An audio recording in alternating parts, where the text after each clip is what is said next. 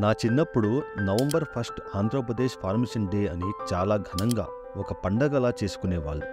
కానీ 2014 తర్వాత ఒక్కసారిగా నవంబర్ 1 అంటే ఏంటో జనాలు మర్చిపోయారు.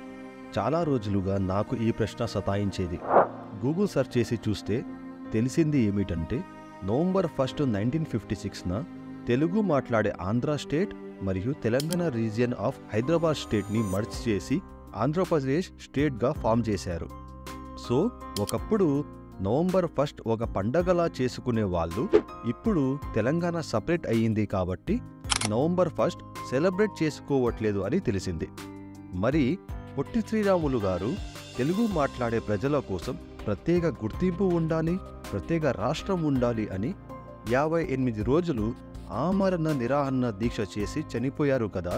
మరి వారి జ్ఞాపకార్థం రోజు లేదా అని చూస్తే 1953 నుంచి 1956 వరకు అక్టోబర్ 1న ఆంధ్ర స్టేట్ ఫార్మేషన్ డే అని సెలబ్రేట్ చేసేవారు.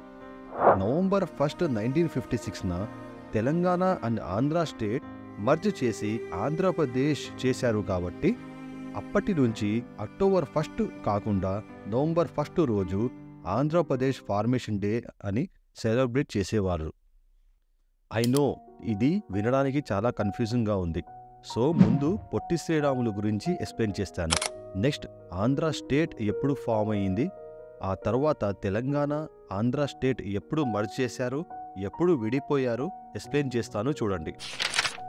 అమరజీవి పొట్టి శ్రీరాములు గారు 16th March 1901లో పదమటిపల్లి మద్రాస్ ప్రెసిడెన్సీ ఇప్పుడున్న నెల్లూరు డిస్టిక్లో జన్మించారు. కరువు పరిస్థితుల వల్ల వారి కుటుంబం నెల్లూరు నుంచి మద్రాస్కి షిఫ్ట్ అయ్యారు. అక్కడ హై స్కూల్ కంప్లీట్ చేశాక బాంబేలోని విక్టోరియా జూబ్లీ టెక్నికల్ ఇన్స్టిట్యూట్లో శానిటరీ ఇంజనీరింగ్ కంప్లీట్ చేశారు. ఆ తర్వాత బాంబేలో ఉన్న ఇండియన్ రైల్వేస్లో వర్క్ చేశారు. 1928 నుంచి 1930 మధ్య వారి భార్య, న్యూబార్న్ చైల్డ్, శ్రీరాములు గారి అమ్మ చనిపోవడం వల్ల వారు జాబ్ వదిలేసి మహాత్మాగాంధీ గారి సబర్మతి ఆశ్రమంలో జాయిన్ అయ్యారు. గాంధీజీతో పాటు Salt Satyagraha and Quit India మూవ్మెంట్లో పాల్గొని జైలుకి కూడా పోయారు. గాంధీజీ ఇండియన్ విలేజెస్లో జనాభా ఎక్కువ ఉన్నారు కాబట్టి ముందు విలేజెస్లో ఉన్న ప్రజలకి సహాయం చెయ్యండి అని పిలుపు ఇవ్వడంతో పొట్టి శ్రీరాములు గారు నెల్లూరుకి వచ్చేశారు. నెల్లూరుకి వచ్చాక స్వాతంత్ర పోరాటంతో పాటు క్యాస్ట్ డిస్క్రిమినేషన్, హరిజనులు అంటే దళిత్ని టెంపుల్లో ప్రవేశం కల్పించడం లాంటి ఎన్నో పోరాటాలు చేసి విజేతగా నిలిచారు. మద్రాస్ ప్రావిన్స్లో ఉన్న అన్ని టెంపుల్స్లో దళితులను అలో చేయాలని అప్పట్లో నిరాహార దీక్ష కూడా చేశారు. ఇవన్నీ చూశాక గాంధీజీ చెప్పారు, పొట్టి శ్రీరాములు లాంటి 11 మంది ఫాలోవర్స్ ఉంటే కేవలం ఒకే సంవత్సరంలో ఇండియాకి ఇండిపెండెన్స్ వచ్చేది. అప్పట్లో తెలుగు మాట్లాడే ప్రజలకు మద్రాస్ ప్రావిన్స్లో ప్రత్యేక గుర్తింపు ఉండేది కాదు. కొంత భాగం కర్ణాటక, కొంత భాగం తమిళనాడు, కొంత భాగం మహారాష్ట్రలో ఉండేది. వీటిని అప్పుడు Mysore state, Madras presidency, Bombay presidency అని పిలిచేవారు. తెలుగు మాట్లాడే ప్రజలకు ప్రత్యేక గుర్తింపు లేకపోవడం వల్ల డిస్క్రిమినేషన్ కూడా ఎక్కువ ఉండేది.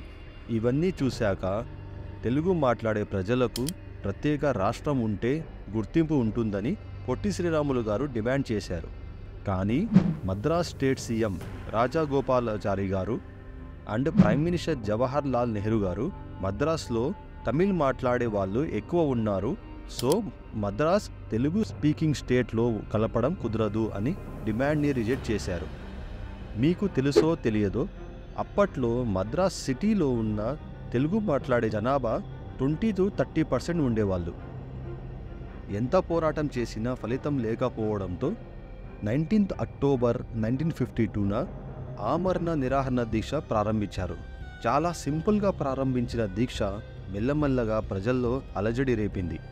ఆంధ్ర కాంగ్రెస్ కమిటీ సపోర్ట్ చేయలేదు, కేవలం ప్రజలు శ్రీరాములు గారిని సపోర్ట్ చేశారు. వారి ఆరోగ్యం రోజు రోజుకి క్షీణించడంతో ప్రజలు అల్లర్లు, వైలెన్స్ ఎక్కువ చేసేసరికి 12th Decemberన ప్రైమ్ మినిస్టర్ నెహ్రూ గారు సీఎం రాజాజీ అంటే రాజగోపాలాచారి గారికి డిమాండ్స్ యాక్సెప్ట్ చేసి న్యూ స్టేట్ ఇవ్వాలని లెటర్ రాశారు. బట్ అఫీషియల్ అనౌన్స్మెంట్ రాలేదని దీక్ష కొనసాగించారు.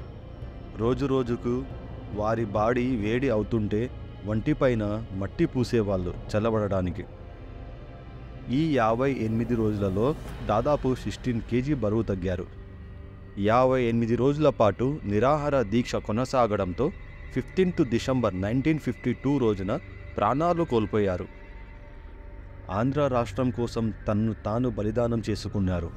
పొట్టి శ్రీరాములు గారి ఇంటి ముందర గోడ మీద బొగ్గుతో పొట్టి శ్రీరాములు పొట్టన పెట్టుకున్న రాజాజీని ఉరితీయాలి అని రాశారు. ఆంధ్ర రాష్ట్రం వచ్చే వరకు అది ఎవరూ చెరపలేదు.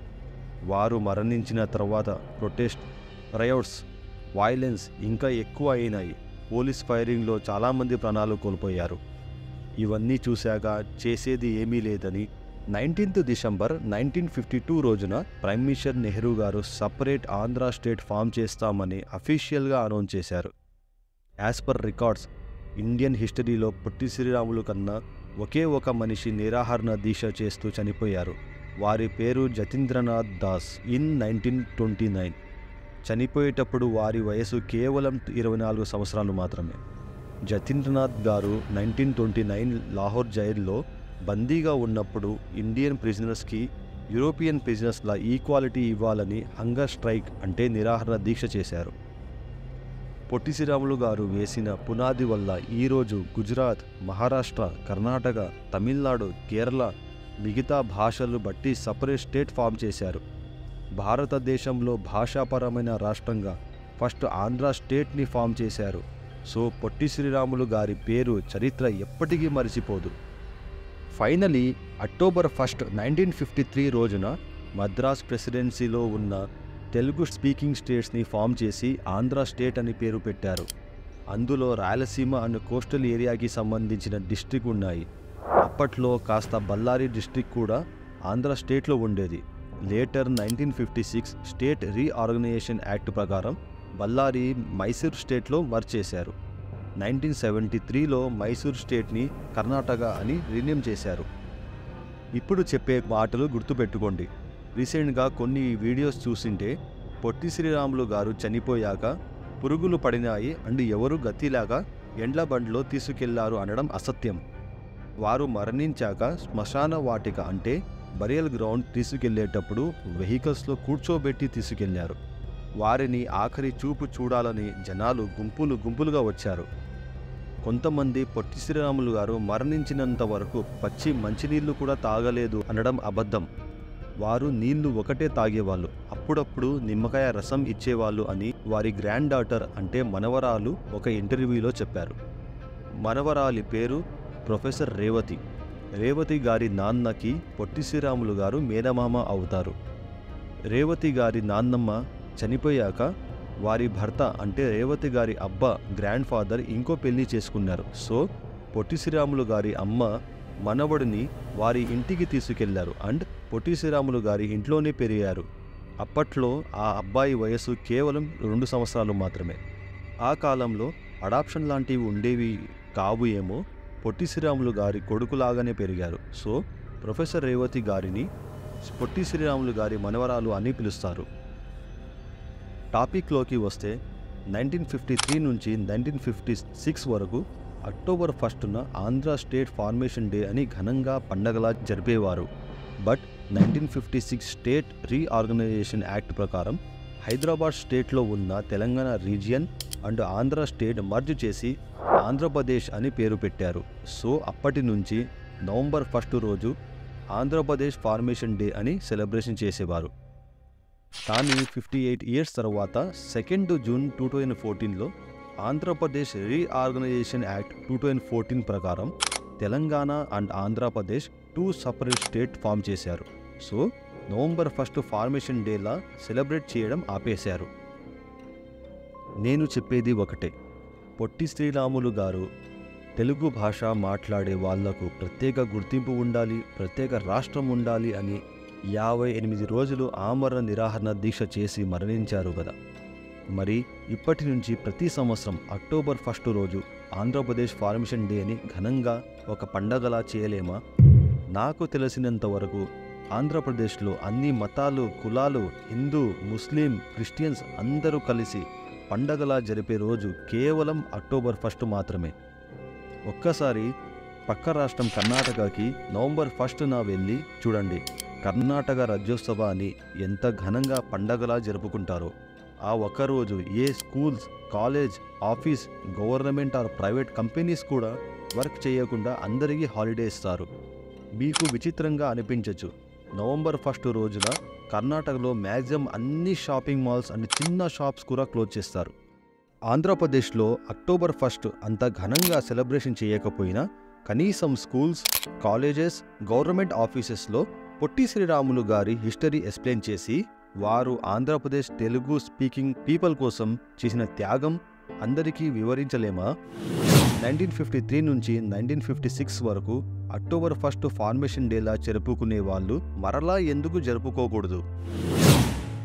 మనలో ఎంతమందికి పొట్టి శ్రీరాములు జయంతి అండ్ వర్ధంతి తెలుసు? పొట్టి శ్రీరాములు గారు పుట్టింది 16th మార్చ్. ఆమరణ నిరాహరణ దీక్ష చేస్తూ మరణించింది తేదీ 15th డిసెంబర్. మన ఆంధ్రప్రదేశ్లో 100 సంవత్సరాల తర్వాత ఎవరికి ఈ డేట్స్ గుర్తుండవు. బికాస్ ఎవరు ఇంపార్టెన్స్ ఇవ్వరు కాబట్టి.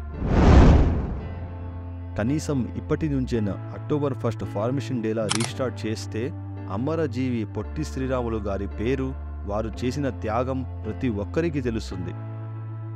నా వీడియో నచ్చితే మీ ఫ్రెండ్స్ అండ్ ఫ్యామిలీతో షేర్ చేయండి.